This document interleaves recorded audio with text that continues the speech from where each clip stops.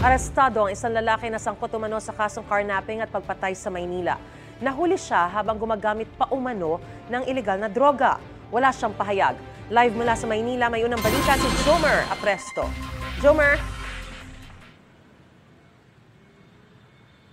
Maris, good morning. Matapos ng ilang buwang pagtatago, natuntunan ng pulisya ang isang lalaki na umano'y sangkot sa insidente ng pagpatay at serye ng karnaping dito sa lungsod ng Maynila. Ang lalaki nahuli pang gumagamit ng ilegal na droga ilang metro lamang malapit sa isang presinto sa lugar. Narito ang aking report.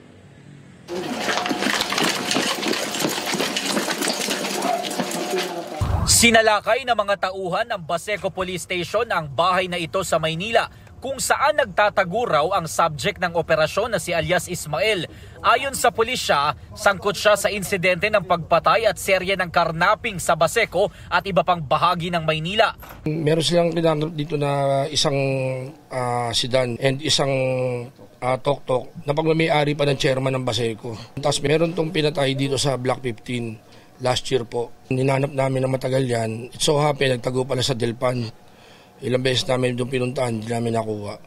Ang target na sinilbihan ng warrant of arrest, nahuli pang gumagamit ng droga sa bahay na ilang metro lang ang layo mula sa isang presinto sa lugar. Kasama niyang nahuli ang isa pang lalaki na itinuturo na kasabwat niya sa paggamit ng ilegal na droga. Nakuha sa operasyon ang 2 revolver, ilang sachet ng umano'y shabu, kutsilyo at isang susi ng kotse. Isa pang tinitignan namin angulo, yung mga series ng patayan dito. So isasubject natin yung 2 revolver na nakuha natin for ballistic comparison para ma-solve natin yung ibang mga murder case dito sa loob ng Baseco po. Mananatili muna sa kustodiya ng Baseco Police Station ang akusado habang hinihintay ang commitment order ng korte. Mahaharap ang mga naaresto sa reklamong paglabag sa Comprehensive Law on Firearms and Ammunition, paglabag sa Omnibus Election Code at paglabag sa Dangerous Drugs Act of 2002.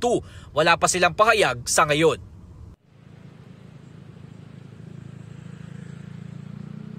Maris, sa ngayon ay patuloy din na inaalaw ng mga otoridad ang background ng kasamang nahuli ng target. At yan ang unang balita mula dito sa Maynila. Ako po si Jomer Apresto para sa GMA Integrated News. Gusto mo bang mauna sa mga balita? Mag-subscribe na sa GMA Integrated News sa YouTube at tumutok sa unang balita.